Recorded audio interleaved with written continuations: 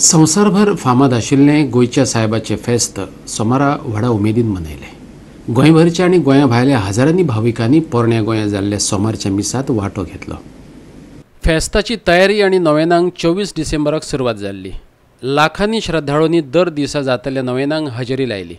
फांतोडेर 4 वरांचेर प्रार्थना आनी मीस जातालें। मुखेल मीस सोमारा सकाळीं 10 वरांचेर जालें। गोवा 365 सगळ्यांक गोंयच्या सायबाच्या फेस्ताची सदिच्छा भेटयता। फेस्तांतले हे कांय खीण।